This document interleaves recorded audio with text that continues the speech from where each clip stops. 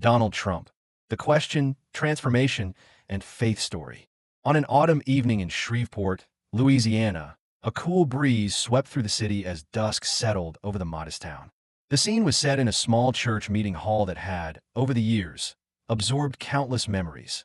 A place where faded photographs hung on the walls and where the gentle glow of stained glass windows painted the worn wooden pews in soft, shifting hues. Tonight, the hall was filled not with the usual clamor of political debate, but with an expectant hush, as if every soul present sensed that something profound was about to unfold. Inside, families, retirees, and local residents had gathered, each carrying their own private burdens and hopes. They sat quietly, the familiar creaks of the wooden chairs blending with murmurs of prayer and whispered reminiscences. There was an air of reflective anticipation in the room, a silent understanding that the evening's event might reach beyond conventional political rhetoric to touch something deeper, something intrinsic in the human spirit. At the heart of this gathering stood a figure who, until tonight, had been known primarily for his bold declarations and unmistakable presence: Donald Trump. As he stepped onto the modest stage, his signature orange complexion and confident stride commanded attention. Yet, as he surveyed the room, something in his demeanor had shifted. Gone was the brash bravado, replaced by a quiet gravity that suggested a man willing to reveal a more personal, vulnerable side.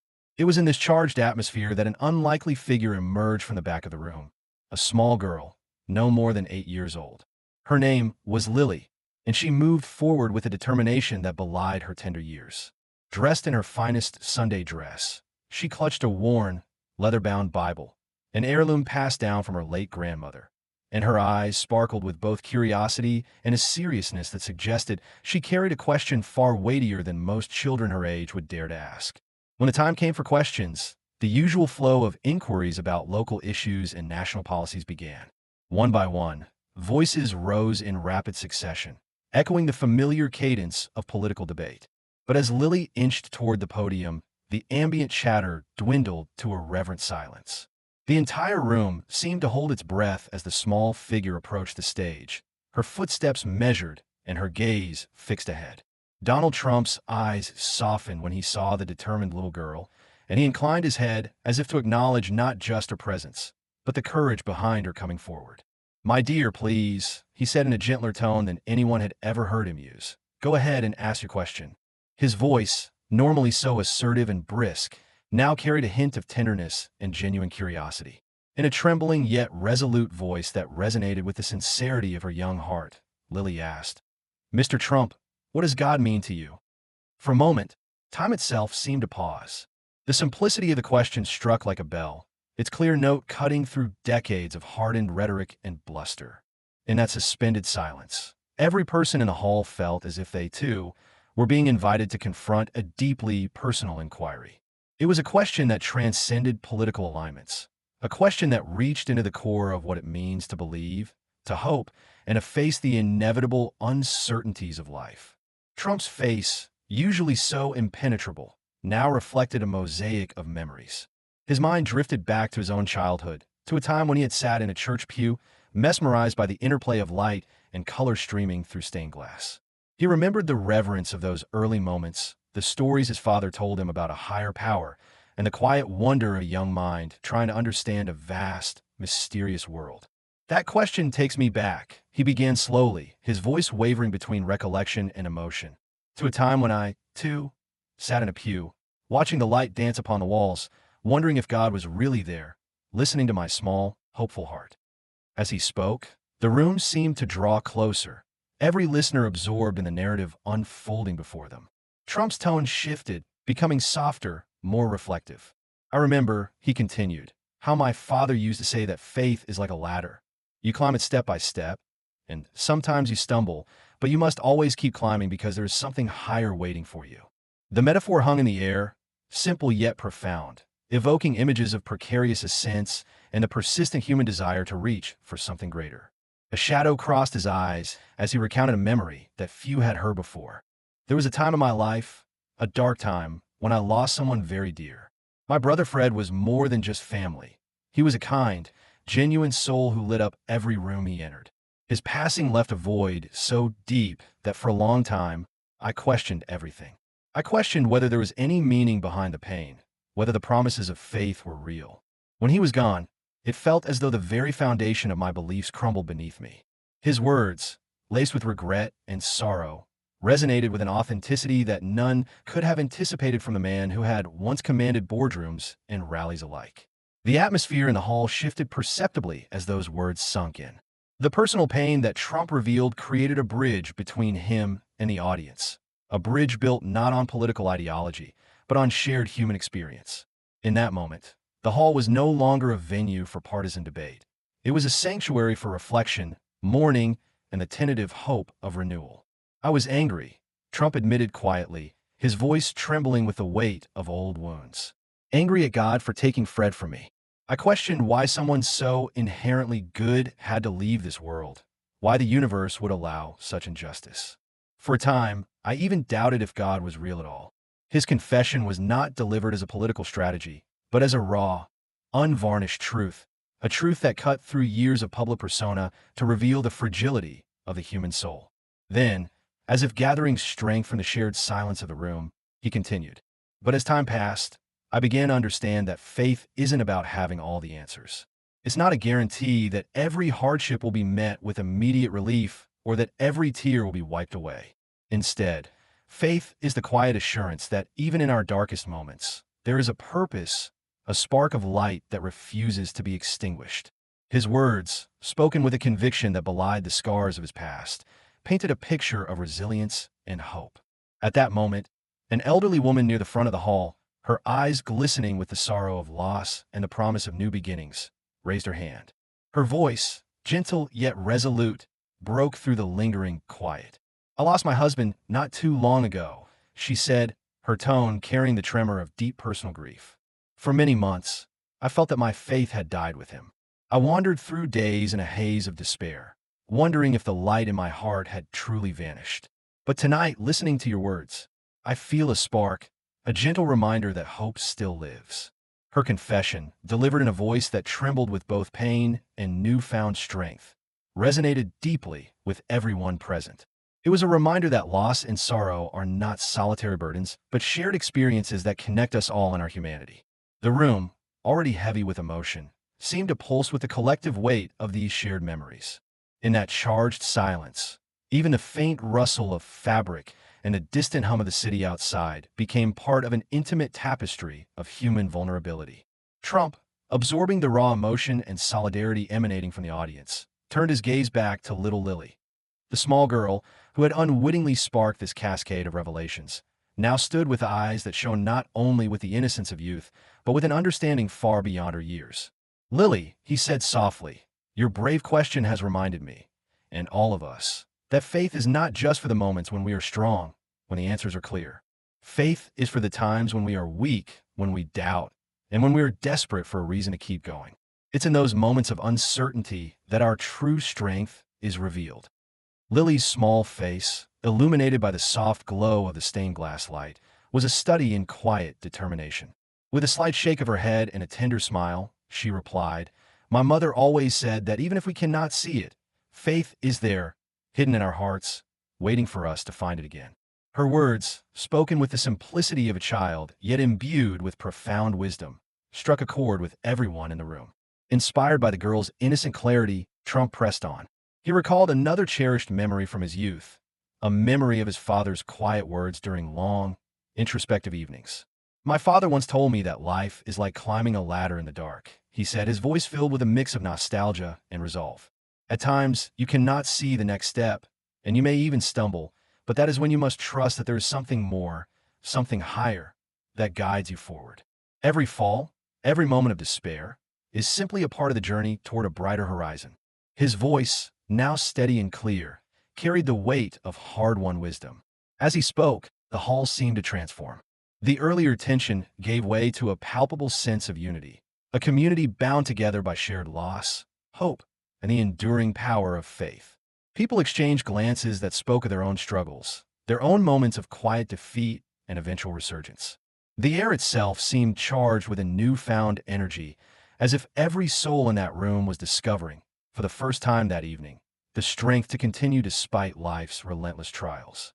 In the midst of these revelations, another voice emerged, a middle-aged man whose eyes, shadowed by the burdens of years, reveal the depth of experience and introspection.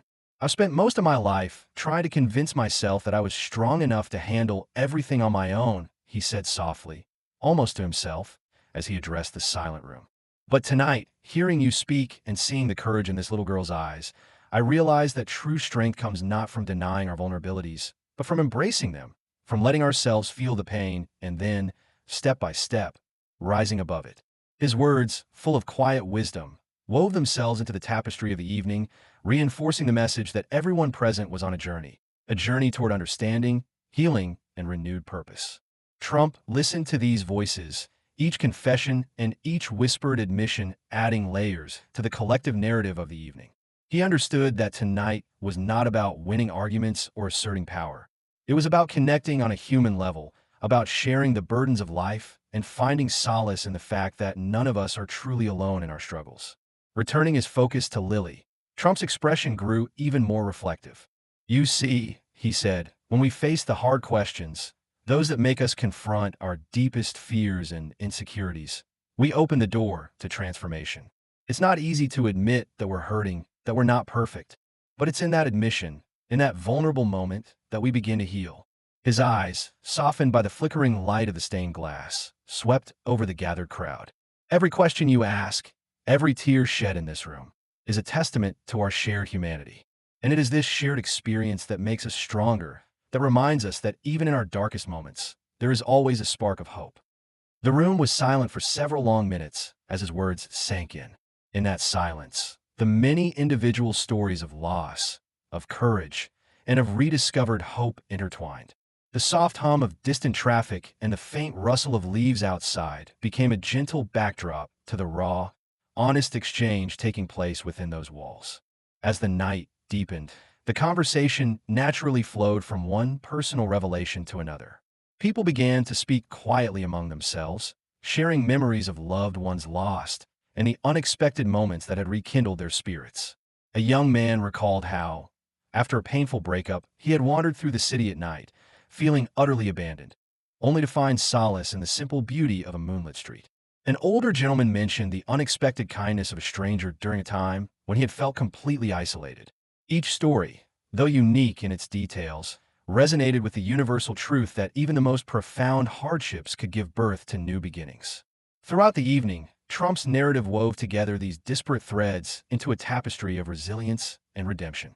He spoke not only of his own journey, from a child filled with wonder to a man burdened by loss, and ultimately, to one who had found a way to rebuild his faith, but also of the shared journey of all who sat in that hall. Faith, he said, is not a static state, but a living, breathing part of who we are.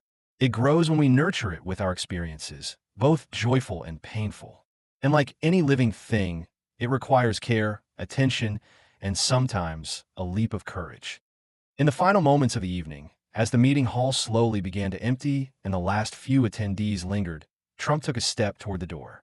Before leaving, he turned back to the crowd, his voice soft yet imbued with the conviction of someone who had traveled a long and arduous road.